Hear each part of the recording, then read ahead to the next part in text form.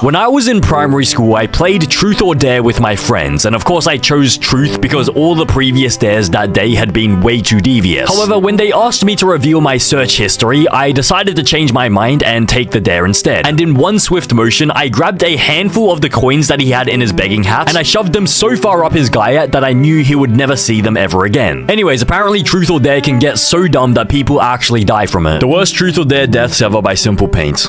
The fireworks incident.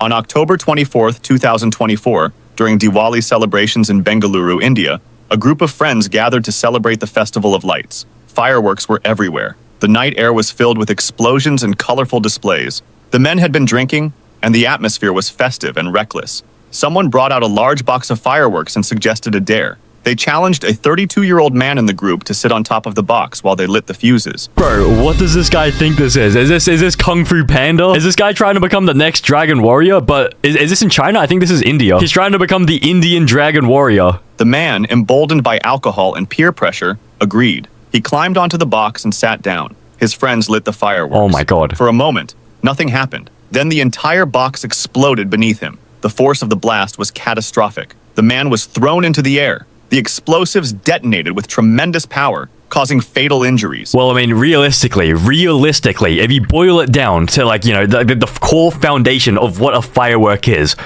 what the frick did you expect? Like, if you're gonna sit on top of explosives and light it up, isn't the next logical step that the explosives will explode? Unless you truly believe that he could become, like, the next Dragon Warrior. Like, you thought it was gonna, you know, propel him into the air, and he just lands in front of Master Oogway as he's about to point at Tigress to be the Dragon Warrior. And at 32 years of age as well, bro, I would have thought at 32 years of age, you would have at least some decent decision-making, you know, capabilities. Friends screamed and rushed to help, but it was too late. Emergency services arrived quickly, but the man died at the scene from his injuries. Witnesses told police it had been part of a dare. The case received widespread coverage across India. News outlets showed footage of the aftermath, warning others about the dangers of combining alcohol, fireworks, and peer pressure. The man's family was left to mourn a senseless death. His friends who had encouraged the dare were left traumatized and guilt-ridden. Authorities used the incident as a warning during future Diwali celebrations. But I mean, is it really the beer's fault? Like, beer and fireworks? Like, is it really alcohol and fireworks? Is this the issue? Because I'm pretty sure even if you do have a little bit of alcohol, you can still, you know, make decent decisions. Like, I feel like even a toddler would know not to sit on top of a box of explosives. Like, bro, the toddlers know, like, because they play Minecraft. They know not to, like, you know, step on top of TNT as you, like, detonate it. And so is it really the beer's fault, or is it, like, you know, the actual human's fault and their decision making? The boiling water incident. On March 22, 2017, in Florida, 8-year-old Kihari Pope was at a sleepover with her cousin and friends. The children decided to play Truth or Dare. The game started innocently enough. Then, someone dared Kihari to drink boiling water through a straw. Bro, who comes up with that idea at 8 years old? Bro, 8 years old. When I was 8 years old, I was playing Club Penguin at school. I don't even think I was allowed to be, like, in sleepovers when I was 8 years old. I think, bro, my parents didn't even allow me to do sleepovers until I was, like, I don't know, at least 16 years old. And I think it's exactly because of stuff like this. How does an 8-year-old encourage another 8-year-old to drink boiling water straight? Because at 8 years old, you probably don't even understand what damage that could do to you. The other children thought it would be funny to see if she would actually do it. Kihari accepted the dare. She put the straw to her lips and drank the scalding liquid. Immediately, she began screaming in agony. The boiling water burned her mouth, throat, and lungs. She collapsed. The adults rushed her to the hospital. Doctors discovered she had suffered severe internal burns to her throat and respiratory system. Kihari was placed in intensive care. She underwent multiple surgeries. For months, she lived with severe complications from the burns. Her airway was damaged. She struggled to breathe. The internal injuries were catastrophic. Despite the medical team's efforts, Kihari's condition continued to deteriorate. The damage to her throat and lungs was too extensive. Eventually, 4 months later, she died from the injuries sustained from drinking the boiling water. Bro, 4 months? 4 months of, like, being in pain and agony? Like, your entire system is destroyed? Your respiratory system somehow? So somehow she must have, like, aspirated the boiling water and, like, got it into her lungs. I thought this was gonna be, like, some sort of, like, you know, a 1-week death, but 4 months, that would have been insane to have to go through. And the worst thing is, I bet none of the people at the sleepover felt a single drop of guilt. I bet they thought they had nothing to do with it. Like, they don't feel guilty at all. The case shocked the nation.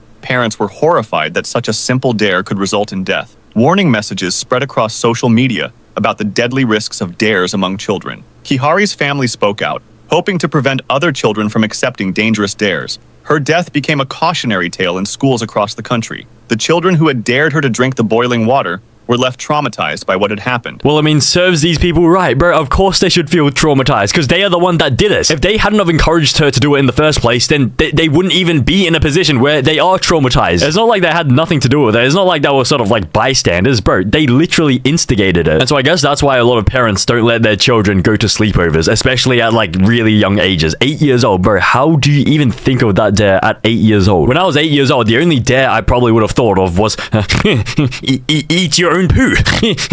Poo in your hand and rub it all over the walls. Skibbity toilet. My darkest secret.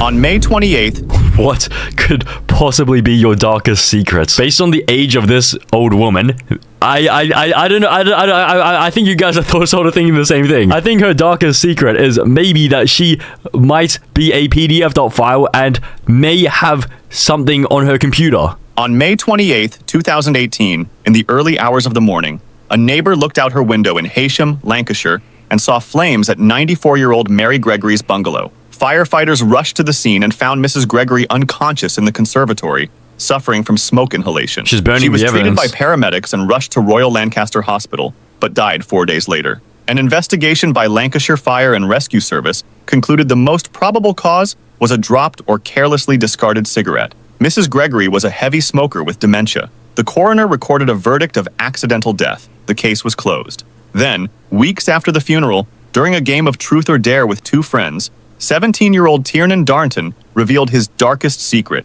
He told them, "I have a secret I haven't told anyone. I may have killed someone." His friends didn't believe him.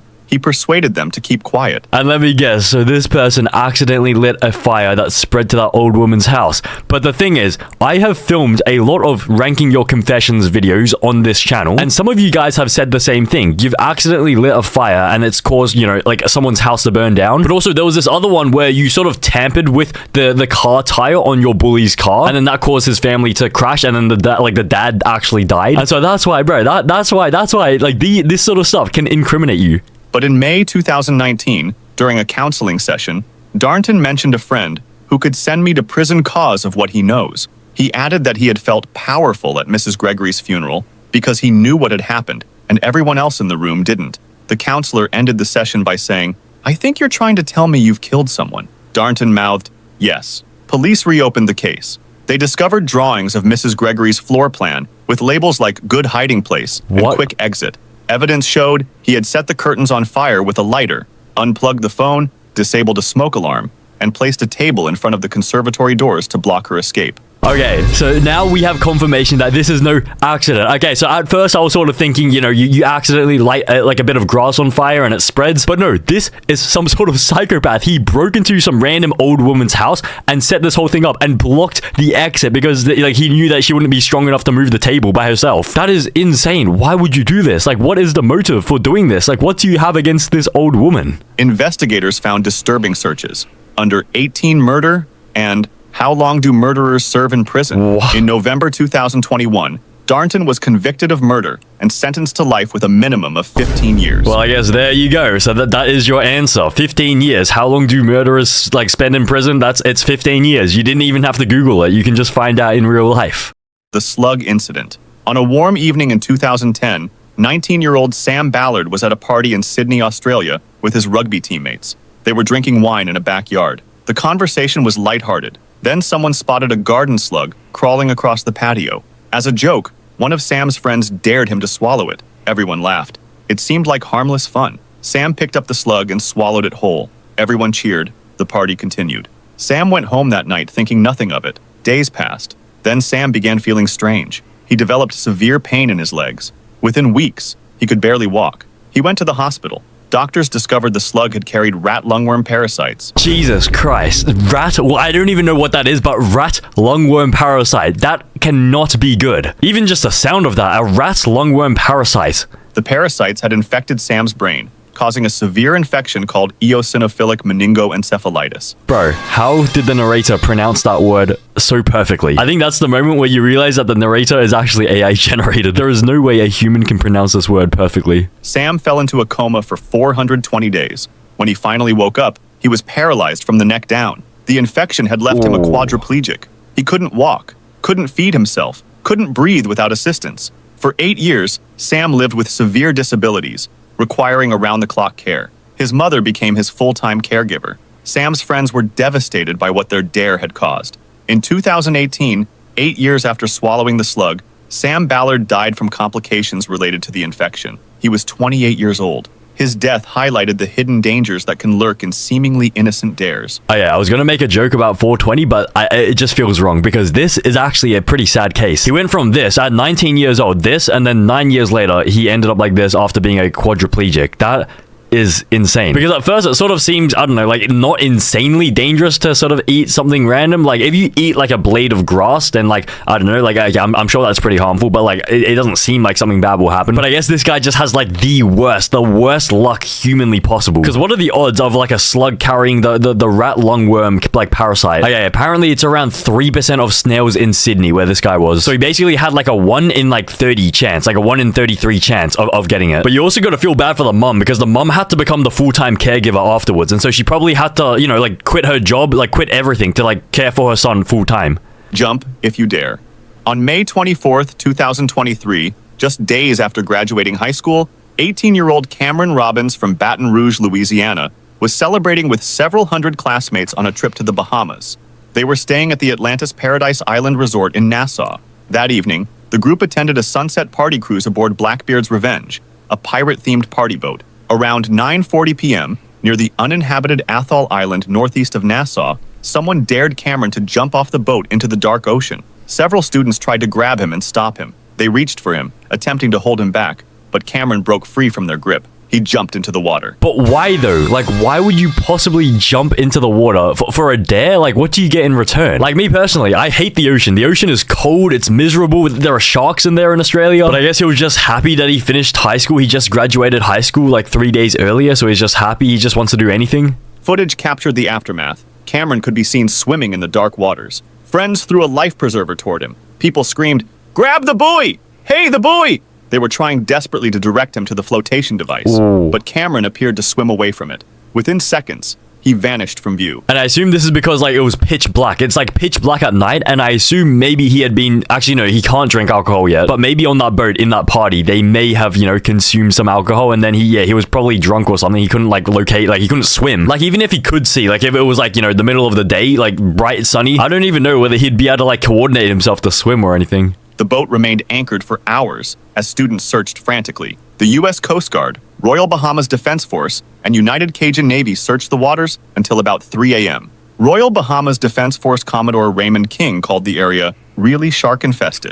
He said, "The probability of survival decreases significantly, particularly if a person did not have on a life vest, and particularly if a person is perceived to be intoxicated." Yeah. The search covered 325 miles over 2 days. Bro, 500 kilometers? Because of this guy's stupid decision to jump off the boat. He's wasting all these resources. Like, these people could have been, you know, stationed somewhere else, like defending the country or something. Like, these are coastal guards. They could have been, you know, stationed out somewhere preventing DRUGS from, like, entering the country. But instead, they have to attend to this stupid dare. On May 27th, authorities called off the search. Cameron Robbins was officially designated lost at sea. His body was never recovered.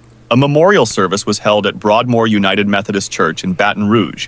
Cameron was described by his baseball coach as a fierce competitor and by his family as funny and kind-hearted. Great, so they just never found the body. So I assume 100% he got eaten by a shark and just like devoured, like no remains like left. Like this is exactly why I refuse to jump into the water, even, you know, like during the daytime, even if it's really hot outside, even if there are guyats in the water with massive mummy milkers, I still won't go into the water because there are too many sharks in Australia. I mean, okay, maybe I'm exaggerating. There aren't like an insane amount, but it's like still, like there's always that 1% risk. The bridge incident. On a summer day in 2024, the bridge, I thought the bridge incident happened in, was it 2018, 2017? I thought this was the bridge incident. On a summer day in 2024, 2 teenagers, ages 15 and 16, were part of a group chat where dares were being shared among friends. The conversation turned to jumping off a bridge into Lake Hartwell, South Carolina. Jesus. The pressure mounted through messages. Other teens egged them on. The 2 decided to go through with it. They drove to the bridge and climbed onto the railing. The drop to the water below was significant. Without hesitation, both teens jumped. They plunged into Lake Hartwell. Friends watching from the shore expected to see them surface. Seconds passed, then minutes. Neither came back up. Emergency services were called immediately. Dive teams searched the lake. Eventually, both bodies were recovered. Neither teen had made it back to shore. The local community was devastated. Candlelight vigils were held. Parents gathered, holding candles and photographs of the two teenagers. But how did they even die though? Like, could they just not swim? Did they like jump off like from the edge of the like bridge into the water knowing that they couldn't swim? Or maybe the impact from the water was so strong that it sort of like knocked them out and like they were unconscious and like just drowning. But Jesus, they were 15 and 16 years old and this was all from a group chat, like just a simple group chat. So I guess this is why parents need to, you know, like sort of monitor like what their children are actually doing on social media. In the days that followed, parents across the community warned about peer pressure games spreading through social media. The group chat that had contained the dare was examined by authorities. Friends who had participated in encouraging the jump were left traumatized. Counselors were brought into local schools. The deaths sparked conversations about the deadly consequences of online dares. The bridge where the teenagers jumped became a memorial site. Parents begged other teenagers to think before accepting dangerous dares, no matter how much pressure they felt from their peers. The community mourned 2 young lives lost to a moment of reckless decision-making. But I mean, what do you even get in return for doing the dare? Like, you get, I don't know, like $100. You don't even get money for it. Like, everyone's broke. At 15 years old, no one makes money. And so what else could you get? You could get fame at your school, but that's just, I don't know, that's just like isolated to your own school. But also, who is going to be held accountable for this? Because like it was in a group chat, so they can easily trace back who was the person to, you know, encourage these people to do it. But at the same time, technically, it was their own decision that they did. Like, technically, I think like the final decision rested with them. The table surfing incident. On June 1st, 2025, in Bethlehem, Pennsylvania, 17-year-old David Nagy and his friends from Freedom High School gathered after school. They had been watching viral TikTok videos of people table surfing, riding on top of tables tied behind cars. The videos made it look thrilling and fun. I mean, to be fair, I can sort of understand it from their perspective. Like, it looks all cool and everything. You know, you're on a table surfing like Silver Surfer. But I mean, if you have at least 3 brain cells, you can tell, you know, you can already tell what is about to go wrong. Because the issue is, yeah, this is fine in a straight line, but not all roads are straight lines. And I assume at one point the car would have to turn. And so when the car turns, like the table is going to go flinging outwards and it's going to come into oncoming traffic and like the person's probably going to get hit and run over. The teens decided to try it themselves. They found a folding table and flipped it upside down. They tied it behind a car with rope.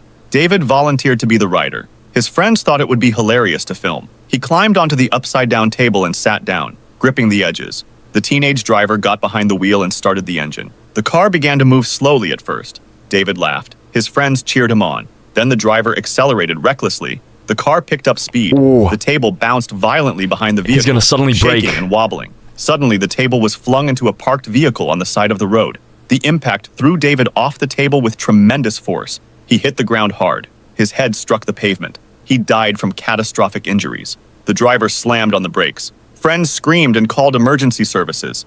Paramedics arrived within minutes, but there was nothing they could do. Bro, and I was even thinking, that is not even, you know, all of the possibilities that could have happened. Like, that, this is only one way he could have potentially died. Because I was also thinking, if this guy was accelerating really fast and then suddenly braked, then it would have meant that the momentum from the table would still carry forward and he would go face first into the back of the car. And if he was going at like a fast enough speed, that, like, I think that may have killed him as well. And also the third way is that if he was like, you know, driving for so long, maybe the table would have been eventually shaved down and then eventually there'd be no table and he'd just spread across the road like butter. Prosecutors charged the teenage driver with involuntary manslaughter. The case drew national attention as an example of deadly TikTok dare trends. David Nagy's family spoke out about the dangers of social media challenges. Schools across Pennsylvania held assemblies warning students about table surfing and similar viral stunts. David's friends were left traumatized. What started as an attempt to recreate a viral video ended in tragedy. And so I guess this is exactly why, you know, TikTok bans all videos relating to any dangerous trends. Like even that milk crate challenge where people like, you know, walk on the towers and stuff like that, I think that can technically cause